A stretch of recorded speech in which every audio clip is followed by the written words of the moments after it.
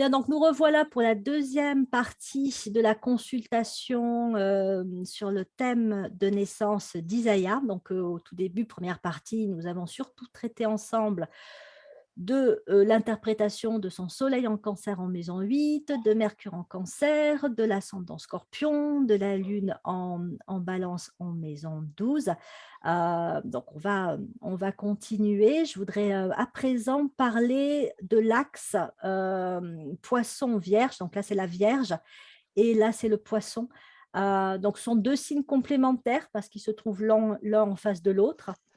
Et on y voit donc en vierge, on y voit Mars en maison 10, la maison du Capricorne, alors que nous avons en face donc Saturne en poisson en maison 4, la maison du cancer. Dans la première partie, je disais à Isaïa qu'elle a beaucoup non seulement de signes d'énergie en d'eau, de signes d'eau, mais elle avait aussi pas mal d'énergie scorpion, puisque donc son soleil en cancer est en maison 8, qui est la maison du scorpion, elle a un ascendant scorpion, ce qui lui donne un côté un peu volontaire, combattant, c'est quelqu'un qui, voilà, plein de ressources, qui va de l'avant, qui n'est pas abattu bien longtemps ou facilement, voilà, qui a une énergie quand même pour aller de l'avant, mais aussi pour les thématiques du scorpion, je disais, c'est la transformation, c'est l'élévation, c'est la résilience, et c'est aussi tout ce qui touche à la révélation, comprendre les choses, comprendre en profondeur, révéler ce qui est caché. Donc ça, c'est des thèmes, des thématiques importantes dans la psychologie et dans la vie d'Isaïa, et c'est aussi ce qu'elle peut apporter à d'autres, c'est-à-dire qu'elle peut agir comme agent de révélation et de transformation. Donc voilà, ça peut être auprès de personnes, comme ça peut être dans des situations, dans des contextes où elle va être un agent de transformation, un agent de révélation. Et donc, dans l'axe Vierge-Poisson, on va trouver comme thématique une notion d'aide qui va être très présente. Ce sont des signes, bon, ce sont des signes qui sont reliés à l'amour, hein, avec un grand A. Hein, la Vierge et le Poisson, ce sont des énergies d'amour, c'est-à-dire que ce sont des signes qui sont faits bien souvent pour soutenir, aider, encourager, améliorer, ça c'est la Vierge, c'est vraiment un signe d'amélioration. Hein. Quand vous voyez des personnes qui sont porteuses d'un signe de la Vierge, elles sont souvent à chercher à améliorer. Alors ça peut être des situations, ça peut être parfois des personnes, c'est pas toujours bien vécu, mais voilà, il y a ce côté à vouloir être utile, à vouloir apporter aux autres, à la société, qui est très présent.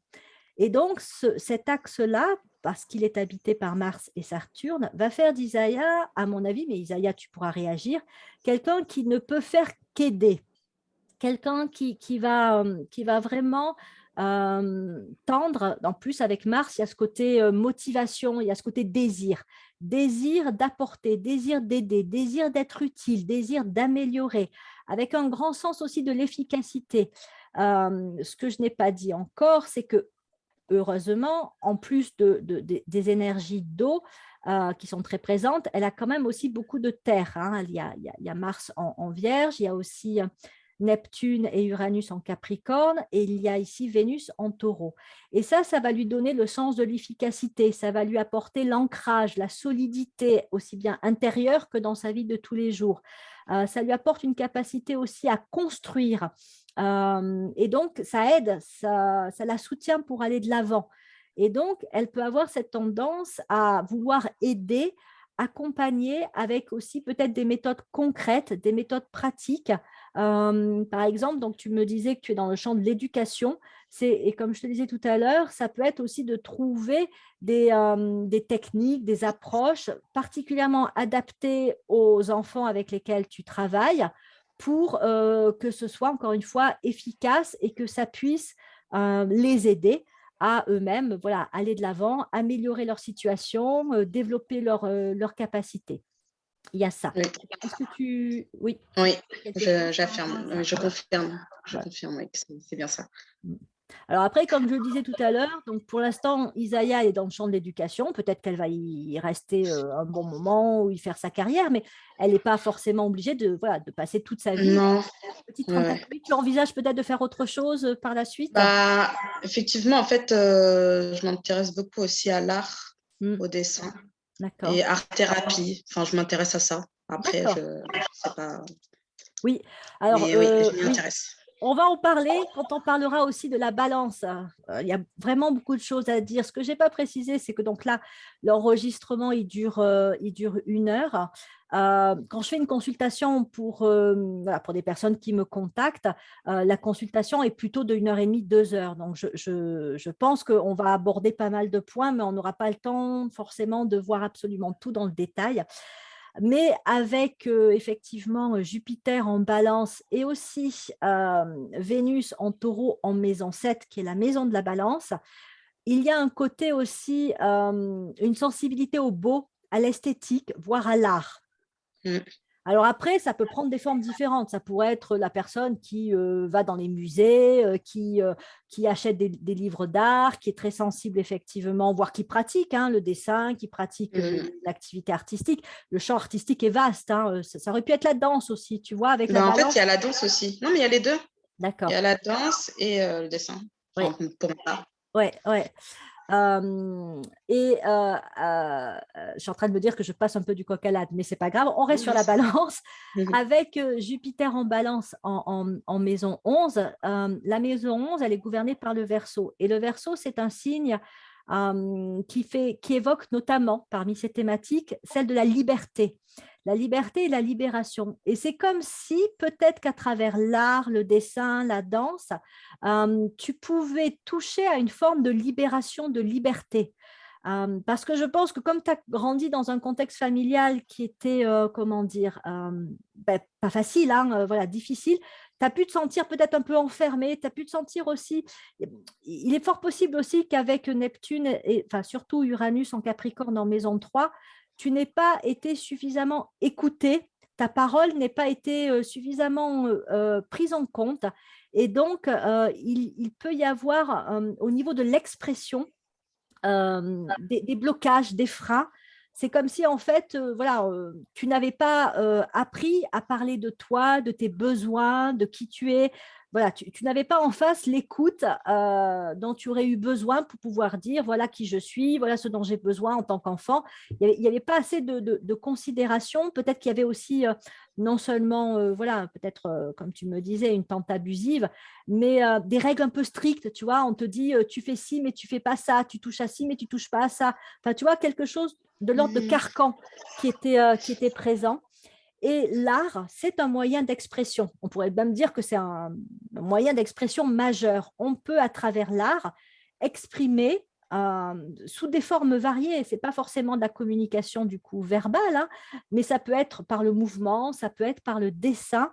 On peut arriver à exprimer des choses qui sont là présentes en nous, mais parce qu'on n'a pas été soutenu, encouragé à s'exprimer dans notre enfance, eh ben, ça peut être bloqué, ça peut être coincé. Il y a eu un manque de liberté. Et en fait, tu es là pour toi-même retrouver et exprimer une véritable liberté d'être, une liberté aussi de choix de ta vie. Et tu peux aussi accompagner, pareil, toujours Mercure en cancer, en maison 9, le côté éducation, le côté accompagnement, tu peux peut-être accompagner des personnes à, en quelque sorte, retrouver leur parole, retrouver leur expression, mais pas forcément par de la communication classique. Ça pourrait être ça, ça pourrait être par exemple un atelier d'écriture, ça pourrait être des personnes qui vont faire du théâtre, qui vont s'entraîner ou qui vont faire des stages, des formations en communication. Mais ça peut être aussi par le biais de l'art. Voilà, c'est encore une fois trouver son moyen d'expression qui permet de libérer ce qui a pu être bloqué ou qui n'a pas été valorisé beaucoup plus tôt dans l'enfance, ou parce qu'il y a aussi des difficultés d'expression qui peuvent être liées parfois à des troubles aussi physiques, des troubles psychologiques dans l'expression, mais c'est se dire, il n'existe pas que la parole pour s'exprimer. Voilà. Est-ce que ça fait sens Oui, ce que je dis? oui. Après, ça va. J'étais dans un milieu où on me laissait quand même beaucoup D'accord. m'exprimer. Mais par contre, Mhm. je me suis quand même sentie freinée, en Oui, fait, mais c'est par la société parce que je trouve qu'on est très, très dans le mental. Et Ouais. du coup, j'ai dû laisser de côté un peu le dessin que je faisais quand j'étais petite. Et c'est plus tard que j'ai repris, mais beaucoup plus tardivement, quand j'ai commencé à être dans la vie professionnelle, donc en tant qu'adulte, que là, j'ai repris vraiment ce que j'aimais moi intérieurement. D'accord, d'accord. Donc effectivement, ça ne venait pas de ton enfance, ça venait plus Non, peut-être d'un modèle sociétal, voilà. voilà, d'une espèce de voie tracée à suivre.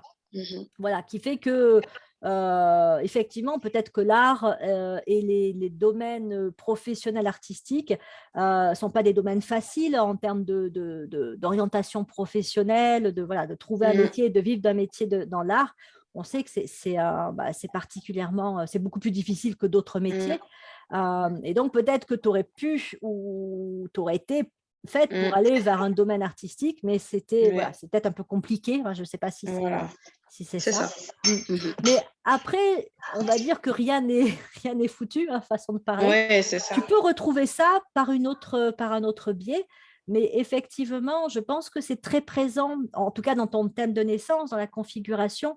Il y a cette sensibilité, il y a cet attrait, et encore une fois, le fait de percevoir vraiment l'art comme un moyen d'expression qui fait que, à mon avis, c'est pas quelque chose que tu as à mettre de côté dans ta vie. Au contraire, même pour toi, hein, tu vois, la danse, mais une danse qui n'est pas une danse justement hyper cadrée, j'allais te dire, c'est pas forcément de la danse classique où là Mhm. on est dans quelque chose de très discipliné, de très cadré. Ce serait plus de la danse un peu expressive, quoi, vraiment la danse où tu peux te lâcher et exprimer des émotions, exprimer un ressenti. Voilà, et pareil avec le dessin, c'est pouvoir Mhm. vraiment exprimer ce qu'il y a en soi et le laisser sortir, quoi. Et puis exprimer aussi la beauté, hein, c'est peut-être de cet ordre-là. Voilà. Mhm. Et ça, voilà, et effectivement, alors après, une autre thématique très importante de la balance, et j'en parlais quand je parlais de la lune en balance, c'est la question des relations justes. Donc la balance, elle a les thématiques, elle porte les thématiques d'équilibre, d'harmonie, de justesse et de justice, donc de beauté, d'esthétique. C'est un signe de sociabilité, c'est un signe qui met en relation avec les autres, qui est là pour établir des liens de coopération, d'alliance. Si vous avez écouté mon émission sur les signes d'air, c'est le faire avec, hein. La balance, c'est je fais avec. C'est vraiment la coopération.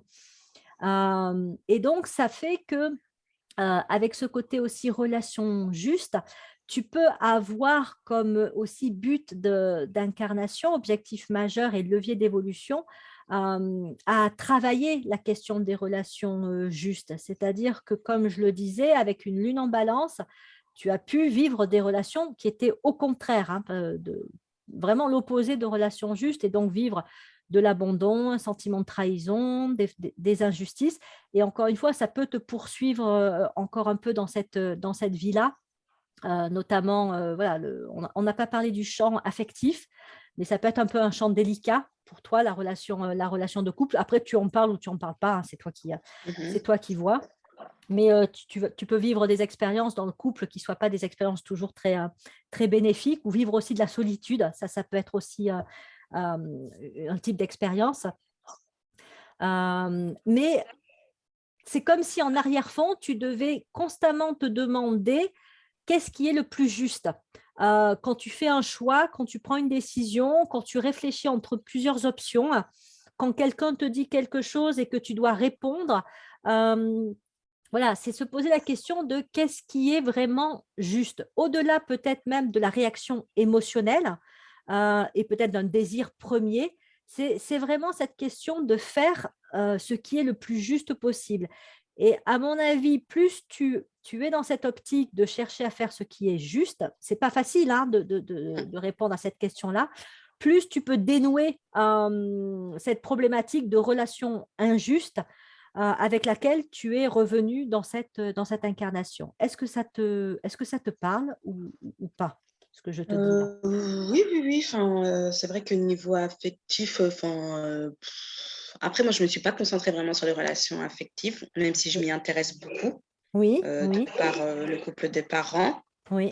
très compliquées. Mais moi, en tant que personne, j'ai d'abord priorisé, on va dire, ma carrière Mmh. plutôt que les relations affectives, en fait. D'accord, ouais. Beh, c'est ce que peut vouloir aussi impliquer une lune en maison douce. C'est un peu enfin en balance en maison douce, c'est un peu une forme d'isolement, affectif. Alors après, il est pas forcément mal vécu, ça peut être Non, un non, choix de non, vie, ouais. hein, parce que encore une fois, on est dans certains modèles sociétals, qui font qu'effectivement, on va dire, voilà, le couple, la famille, les enfants, la maison, enfin voilà, il y a un peu une route toute Mmh. tracée. Et puis, on peut tout à fait dire: «Non, mais moi, c'est pas ça que je veux vivre. Moi, voilà, je veux avoir une carrière, je veux avoir une vie dans laquelle moi, je m'épanouis, mais sans forcément passer par la relation de couple» et ça peut être tout à fait juste. Mais voilà, c'est effectivement après de pas, hem, que ce soit un choix et non pas que ce soit quelque chose de subi, tu vois? De dire à un Voilà. moment donné, «Bon, bah, oui, j'aimerais vivre quelque chose, mais j'y arrive pas». Enfin, c'est voilà, Mmh. après ça voilà et donc effectivement, plus tu travailles sur les relations, justes et ça peut être juste pour toi de t'occuper de toi, enfin d'être, voilà, t'occuper de Mmh. toi, de ta carrière, qui peut d'ailleurs aussi te demander beaucoup d'énergie et d'investissement. Et voilà et d'être le plus, voilà, dans la recherche le plus possible de ce qui est juste et bon, bénéfique pour toi et aussi quand tu es dans la relation avec d'autres personnes, avec les enfants, voilà, avec toutes les personnes que tu peux côtoyer, même toujours avec tes parents, voilà, c'est trouver ce positionnement juste. Parce qu'il est vrai qu'avec, l'axe, hein, Vierge, Poisson, il peut y avoir une telle motivation parfois à aider, à protéger que, les positionnements peuvent parfois manquer un peu de justesse, dans le sens où, tu peux trop donner de ta personne, si je puis, Exactement. voilà, si je puis excuse-moi, je ferme ma fenêtre parce qu'il y a un bruit à l'extérieur. Voilà. Hem et donc, en ayant ce côté, très aidant, très présent pour les autres, la problématique des personnes qui ont Saturne en Poisson, c'est souvent le sacrifice de soi. Ouais, voilà. C'est-à-dire aider jusqu'au point de s'oublier soi-même, jusqu'au point de s'épuiser et de se perdre. Et comme c'est en maison 4, la maison 4, donc le Cancer, c'est relié à la famille. Je ne serais pas étonnée que dans ton enfance, tu te sois occupé beaucoup. Je ne sais pas si tu as des frères et des sœurs, Ah oui, mais oui, je me suis beaucoup occupée de mes voilà, frères et sœurs. c'est ça. Tu es pris un peu la place de ta mère peut-être, voire de ton père. Oui, oui, c'est ça, Heu, j'ai dû voilà. relayer ma mère. Ouais. Au point de plus assez penser à toi, c'est-à-dire qu'on est encore une fois dans une forme d'oubli de soi, de sacrifice. Et là, à quoi il faut faire attention, c'est que du coup, ça crée des programmes, ça crée des schémas. Parce que c'est mis en place dans l'enfance, que c'est intégré, intériorisé, voire valorisé, c'est-à-dire que peut-être que ta mère a pu te dire ou te faire sentir que heureusement que tu étais là pour t'occuper de frères, sœurs, de la maison. Mmh. Voilà, peut-être aussi que tu gérais des aspects administratifs avec la Mars en Vierge en maison 10. Il n'est pas rare aussi qu'on ait une personne qui soit un peu le pilier dans les démarches administratives dans la famille. Dès qu'il y avait un papier à faire, dès qu'il y avait voilà, un document à remplir auprès de l'État, par exemple. En fait, Je ne c'est sais moi qui pas. gérais, mes propres, tout ce qui était de l'ordre administratif, à l'école déjà dès la primaire, c'est moi qui signais tout, c'est moi qui Voilà, on les professeurs ne se souciaient pas, enfin ne voyaient pas que que c'était c'était pas quelqu'un ta d'autre, que mère ou j'avais tes une très belle parents. écriture. Ouais, Ouais, ouais, ouais. donc voilà, c'est moi qui gérais, pour moi-même, en fait. C'est Et ça. pareil pour, concernant mon frère, c'est moi qui l'ai aidé, au niveau de son orientation et au niveau administratif, effectivement. Mmh, mmh, mmh. Et donc, tu vois, la maison 10, donc le Capricorne, hein, c'est le signe qui gouverne la maison 10 et qui est aussi présent avec Neptune et Uranus. Il y a très souvent un fort sens des responsabilités. Il y a aussi une certaine maîtrise dans des domaines donnés. Donc, voilà, une capacité. Enfin, c'est vraiment, on va dire, le Capricorne, la maison 10, c'est la personne solide qui a la tête sur les épaules, qui est fiable, qui est rigoureuse. mais qui, au niveau des responsabilités, peut des fois en faire trop. Alors, ça peut être malgré elle, hein, ce n'est pas forcément volontaire, c'est la situation aussi dans laquelle elle se trouve. Mais j'en reviens à cette histoire de schéma, de programmes qui ont pu être instaurés très tôt. C'est-à-dire qu'il y a des habitudes qui ont été prises. Et je ne sais pas si toujours à l'heure actuelle, si ton frère peut avoir besoin de toi alors qu'il est adulte aussi maintenant. Il est dans la vingtaine. Oui, oui, oui, mais il s'appuie beaucoup sur moi, oui, pour, Voilà, c'est le ça. conseiller dans les choses administratives. C'est ça. Tu vois, encore une fois, c'est la notion de programme. C'est-à-dire que les habitudes ont été prises. Oui, voilà, des habitudes, hein, des schémas qui ont été mis en place et qui peuvent durer comme ça longtemps, mais qui peuvent être excessifs pour toi comme pour l'autre. C'est-à-dire que Mmh. la notion de responsabilité peut faire que, en fait, sans s'en rendre compte, hein, ce n'est pas forcément volontaire, on enlève à l'autre la responsabilité de. C'est-à-dire que là où ce serait peut-être à l'autre de s'occuper des démarches administratives, etc., comme l'habitude a été prise de faire pour la personne, ben, ça continue. Et ça peut continuer très longtemps, quoi, si tu veux. Mmh. Alors, après, je ne te dis pas de laisser ton frère te débrouiller. C'est pas, enfin, Mmh. voilà, Mmh. j'ai rien à dire à ce niveau-là. Mais c'est d'être vigilant par rapport à ça, par rapport à ces schémas-là, parce qu'ils peuvent être présents voilà, avec ton frère, comme ils peuvent être présents aussi professionnellement. Ça va être la personne qui est tellement investie dans son travail qu'elle peut prendre aussi des responsabilités qui ne sont pas les siennes. Elle peut décharger ses collègues d'une partie de leur travail. Elle peut aussi dépasser de son cadre strict d'activité, de responsabilité pour en faire plus. C'est la personne à qui on va dire, est-ce que tu es partante pour t'occuper de ci, de ça? Et elle va dire, bah oui, ok, j'y vais. Est-ce qu'il y a quelqu'un d'autre qui va le faire? Non, bah écoute, moi, je m'en occupe. Tu vois, est-ce que ça te parle aussi ou pas Oui, oui. particulièrement? Oui, Ouais. effectivement. Mmh. Donc, tu C'est vrai. dois, voilà, bon, moi je me permets, mais tu l'entends pas, tu en fais ce que tu veux. C'est attention aux limites, quoi. C'est vraiment ça. C'est ça aussi la question de faire ce qui est juste. C'est attention à pouvoir poser à un moment donné des limites, que ce soit toi-même, parce que sinon tu peux t'épuiser. Tu peux encore une fois te perdre à t'occuper des autres, à remplir des tâches, des fonctions qui ne sont pas forcément les tiennes.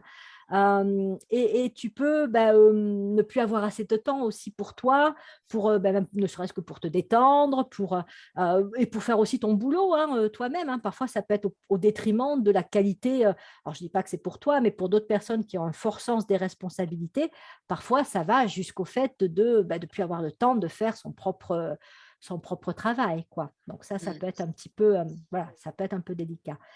Voilà, et c'est vraiment la question du positionnement dans la relation, parce qu'effectivement, avec Saturne en Poisson, il peut y avoir ce côté sacrifice, mais il peut y avoir aussi un peu, excuse-moi de te le dire, le complexe du sauveur. Tu vois, c'est un peu Saturne en Poisson, on peut avoir aussi ça avec Mars en Poisson, la personne qui va tout de suite intervenir si un proche ne va pas bien. C'est voilà, la personne qui y va, qui répond présent pour améliorer, enfin, tu vois, arranger la situation, sortir la personne d'un problème et qui, encore une fois, peut enlever une part de responsabilité à l'autre, une part d'autonomie aussi. Hein, voilà. Est-ce que tu veux dire quelque chose par rapport à ça? Est-ce que tu veux réagir? Non, non. Non, non, c'est bon, Est-ce que c'est ça. tu penses que je vais trop loin peut-être dans l'interprétation des... Non, pas non. du tout. Non, ça me va. Voilà. Donc voilà, la thématique des relations justes vient jouer sur ta capacité à aider, c'est-à-dire que tu es faite pour aider. Il ne s'agit pas d'arrêter, mais il s'agit de le faire de la façon la plus juste, la plus alignée possible. C'est-à-dire que voilà, tu travailles ton propre alignement interne pour que, encore une fois, ça n'aille pas et trop loin pour toi et trop loin aussi pour l'autre, et que ce soit quelque chose qui effectivement soit juste, encore une fois. Et c'est vraiment quelque chose que tu travailles, et en le travaillant en conscience, en disant, bah oui, voilà, quand je propose mon aide ou quand j'interviens, est-ce que je le fais de manière juste ou est-ce que je le fais de manière excessive, voilà, bah, tu vas aussi pouvoir, si je puis dire, hein, améliorer ta capacité à aider même si parfois ce n'est pas toujours bien compris par l'autre, parce que si tu mets des limites, parfois à un moment donné, ça peut vouloir dire non à, Mhm. à l'autre. Mais c'est quelque chose qui va, voilà, que tu travailles en tout cas très fortement dans cette incarnation. Donc, tu vas être de toute façon confronté à des situations, à des personnes qui vont te pousser à trouver ce positionnement juste. Et tu le verras de plus en plus que tu vas avancer en âge, tu le verras quand c'est juste et quand c'est pas juste. C'est-à-dire que tu auras un retour. La balance est aussi très, très reliée au karma, un retour d'investissement qui sera à la mesure de la justesse ou du manque de justesse du positionnement dans la relation d'aide. Voilà. Mhm. Mais après, voilà, c'est vraiment la capacité à développer cette capacité à faire et à comprendre aussi ce que ça signifie être juste dans une relation. Voilà, est-ce que j'ai envie de te donner un temps de questions, peut-être, voilà, peut-être par rapport Mhm. à des aspects de ta vie que je n'aurais pas abordés ou de ta psychologie. Est-ce que tu aurais envie peut-être de me Bah, poser des questions? c'est vrai que en fait, l'opposition Pluton-Vénus, ça m'a toujours questionnée. Oui, Je me suis oui. toujours questionnée dessus. J'arrive pas trop à. Oui, j'en ai pas encore parlé. Alors, donc, le fait que tu aies Pluton, qui est donc ici, en Scorpion maison 1, ça peut traduire ce qu'on appelle une difficulté d'incarnation. Alors, soit ça vient de précédentes incarnations qui font que ça peut être très dur. Ça peut être très dur, ce qui a été vécu dans de précédentes incarnations, et puis il y a pu y avoir encore avec la Lune en balance en maison 12, une histoire d'abandon, une histoire de trahison, peut-être même une histoire de torture ou de souffrance, parce qu'avec le Scorpion, des fois, ça peut être vraiment très, très difficile, les expériences vécues dans les incarnations passées. Si je dis avec le Scorpion, c'est parce qu'on dit dans l'astrologie que je pratique que nous avons le même ascendant sur plusieurs incarnations. C'est-à-dire que autant notre signe solaire peut un petit peu bouger, autant voilà, il est possible, enfin un peu beaucoup bouger, il peut être sur n'importe quel signe, autant il y a peut-être voilà, 7 à 10 incarnations où on va revenir avec le même ascendant. Donc le scorpion, tu l'avais peut-être déjà dans une précédente incarnation, dans ta dernière, voire celle encore d'avant. Et donc, tu as pu vivre aussi des histoires pas toujours faciles, hein. C'est le signe des guerriers, c'est le signe des personnes qui ont pu oui, connaître les batailles, connaître la souffrance aussi de la guerre, ou la souffrance, enfin, différentes formes de souffrance, ou se retrouver pris dans des conflits assez forts. Et donc, il est fort possible que tu aies voilà, eu des incarnations passées difficiles, au point que dans cette incarnation, même si l'âme fait le choix de revenir, hein, c'est elle qui décide de revenir en incarnation et qui choisit le moment et les personnes, le contexte avec lesquels elle revient en incarnation, mais il peut y avoir ces vieilles mémoires et le fait de revenir un peu, on va dire, à reculons, en disant, bon, j'en ai vraiment bavé dans les précédentes incarnations, est-ce qu'il faut vraiment que j'y retourne? Ben oui, je vais y retourner, mais voilà, ça va être dur. Et donc, ça veut dire que peut-être que de temps en temps, tu te poses la question de savoir ce que tu fais là, et que tu peux trouver que la vie n'est pas toujours, enfin, c'est pas une partie de plaisir, hein, si on peut dire, et que démarrer aussi des choses peut parfois être compliqué. La venue en incarnation peut être compliquée, même chez certaines personnes, ça peut aussi se traduire par des difficultés, ne serait-ce même qu'au niveau de la naissance. C'est-à-dire pour la mère, l'accouchement et pas forcément quelque chose de facile. Et il peut y avoir voilà, des accouchements un petit peu problématiques. Je ne sais pas si c'était le cas pour ta mère, si elle a eu une grossesse ou un accouchement un peu compliqué avec toi. Mais voilà, ça peut être ça avec la maison 1. Tu... Mhm. Je sais juste qu'il était très long, Hmm, très très long. C'est tout ce d'accord. que je sais. Ok. Bon, après, voilà, si ça peut être voilà, ça peut être une naissance compliquée ou qui se fait dans un contexte qui est compliqué. C'est-à-dire, l'enfant arrive au monde alors que le contexte familial peut être particulièrement délicat, hein. Il peut y avoir voilà, des conflits, il peut y Oui, avoir c'est ça. voilà. Donc, le fait de venir en incarnation n'est pas simple. Quand on a des planètes telles que Pluton, ça peut être la Lune, ça peut être Uranus en maison 1, on peut se dire que la venue au monde ne se fait pas dans un contexte, dans une ambiance des plus favorables. Et ça peut se traduire après tout au long de l'incarnation, alors pas tout le temps, mais pendant plusieurs années, par une difficulté à démarrer des choses. Parce que la maison 1, c'est la maison de tous les commencements. Et or, ça commence par le fait de venir au monde. Mais ça veut dire aussi que commencer, par exemple, commencer un projet, commencer sa scolarité, commencer son insertion professionnelle, enfin, voilà. Commencer quelque chose peut parfois être compliqué, il peut y avoir des obstacles, il peut y avoir des peurs qui remontent aussi. Donc voilà, mais Pluton est là pour enlever les blocages et faire qu'à un moment donné, tout au long de ta vie, tu pourras justement avoir à recommencer ou à commencer à prendre des nouveaux départs au cours de ta vie. Et je parlais tout à l'heure de l'élévation, de la transformation avec le scorpion. Et c'est comme si à chaque fois que tu allais prendre un nouveau départ, tu le prenais sur un palier supérieur. C'est-à-dire, ce n'est pas recommencer en perdant des choses et en ayant quelque chose de moins bien, mais c'est en commençant, en recommençant pour du mieux et en repartant sur du mieux. Même si tu risques de recommencer complètement à zéro, c'est-à-dire un peu, il y a une table, bref, c'est ça, faire table rase, hein, un peu un champ de ruines, repartir de zéro, mais pour aller forcément, assez rapidement d'ailleurs, vers quelque chose de mieux. Je ne sais pas si ça te parle, parce que bon, tu es jeune, Ouais. donc il n'y a peut-être pas encore eu beaucoup d'expérience où tu as eu à redémarrer, mais, euh, mais voilà, je ne sais pas si tu as quelque chose à dire par rapport à ça. Non, moi aussi, je trouve que ça coïncide un peu aussi, oui, avec oui, mon entrée dans la vie professionnelle. Mon orientation, par exemple, au niveau scolaire, ça a été compliqué Hmm. de le trouver. Tu peux élaborer un petit peu sans trop rentrer dans le Oui. détail, mais élaborer un petit peu. Bah, déjà, j'ai eu mon bac, c'était difficile parce qu'en fait, j'avais des insomnies. C'était D'accord, trop compliqué.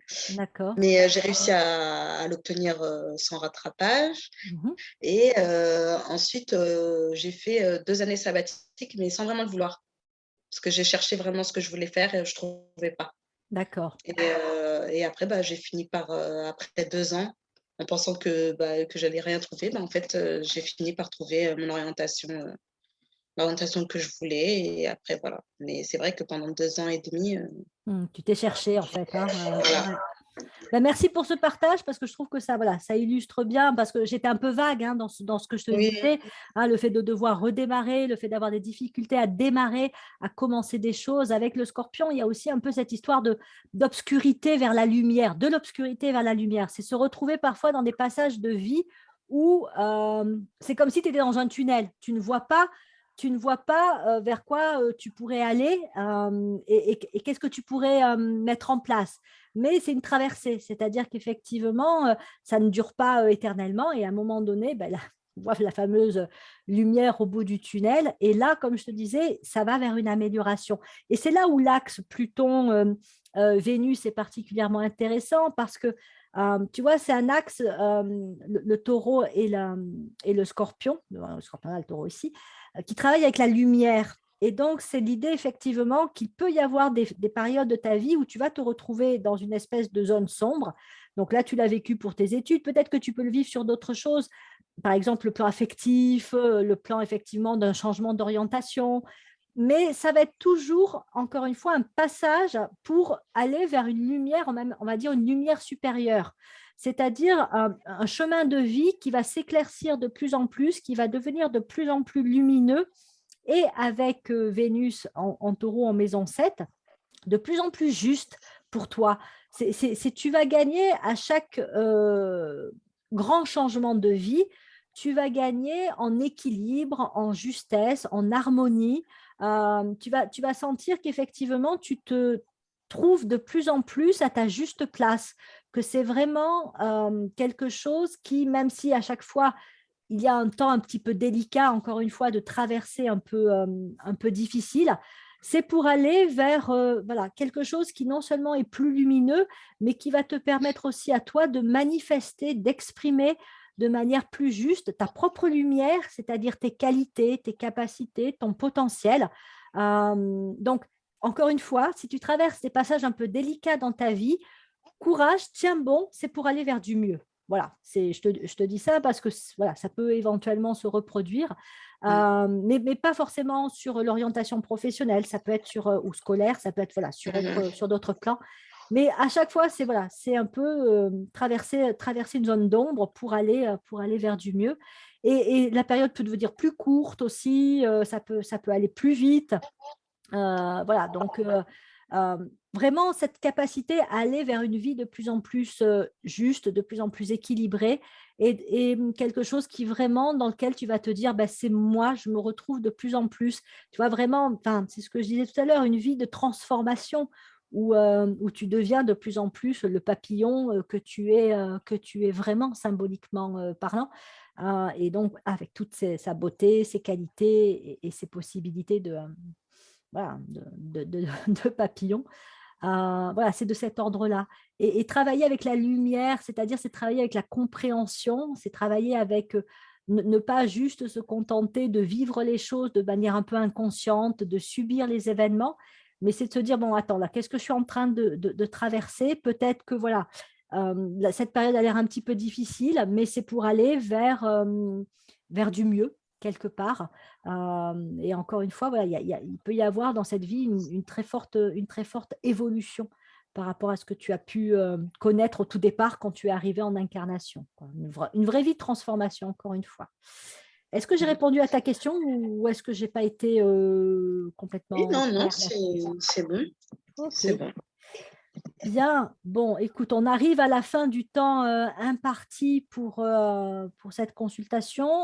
Encore une question éventuellement, si tu as encore d'autres points que tu voudrais aborder. Il y a juste la lune en balance, je trouve que c'est proche du scorpion, du coup on la considère quand même comme étant en balance. Oui, quand j'ai regardé, oui, quand on regarde sur la... C'est comme ton Saturne en poisson, il est limite Oui, avec le Verseau, oui. mais elle est considérée comme étant effectivement en balance. Parfois, c'est vraiment limite, hein. Bon, là, Mhm. peut-être que l'image n'est pas nette, mais Oui, effectivement, elle est quand même en balance. d'accord. Voilà. Voilà. Est-ce que tu aurais quelques mots juste de conclusion? Qu'est-ce que tu as pensé de ce travail que l'on vient de faire ensemble? Franchement, tu dis ce que tu as Oui, envie de oui, dire, oui. hein. Voilà, Non, hein. non, moi je trouve que, enfin, surtout au début, lorsque tu as dit par ma sensibilité, c'est vrai que j'ai tendance à m'isoler Mhm. et parce que j'ai l'impression que je me fatigue vite Mm. à absorber Oui, ce qui se passe dans un lieu ou au niveau relationnel. Mais c'est-à-dire que parfois, quand quelque chose ne me plaît pas ou que j'entends une chose qui ne me plaît pas, je peux être agressive. Donc j'essaye oui, ouais, de me contrôler pour dire les choses de manière un peu plus, d'une meilleure façon, quoi. ouais. Donc voilà. Mm, mm. Ben, l'agressivité, c'est un mécanisme de défense, hein. C'est le mécanisme de défense du scorpion, de l'énergie scorpion. Ça peut être du cancer aussi, mais le cancer, son mécanisme de défense naturel, c'est plus le repli. C'est je me retire de la situation, je me retire de la relation et je vais me mettre dans mon cocon voilà, Mhm. pour me recharger mes Et batteries. ben oui, maintenant je fais ça, mais avant c'était, enfin, et encore là Oui, aujourd'hui j'essaie c'était de, c'était voilà. du tac au tac plus, ça. Ah ouais, Ouais, ouais, ouais. c'est direct, quoi. Ouais, ouais. Si tu veux, si tu réagis, s'il y a de l'agressivité qui remonte, ça veut dire qu'un de tes besoins fondamentaux n'a pas été pris en compte. Donc, c'est de se poser la question, c'est ça aussi l'axe taureau-scorpion, comprendre des choses. C'est bon, là, ce que la personne a dit ou a fait provoque de la colère et de l'agressivité chez moi. Qu'est-ce que ça me dit de mon besoin qui n'a pas été écouté? Voilà. Mm, ouais. On va devoir arrêter là parce qu'on va être coupé. Je ne voudrais pas que ça se Oui, termine de oui, façon abrupte. oui. Donc, je te D'accord. remercie beaucoup d'avoir participé effectivement à cette émission de psychoastrologie. D'autres personnes m'ont contacté pour faire ce travail-là. Je les en remercie.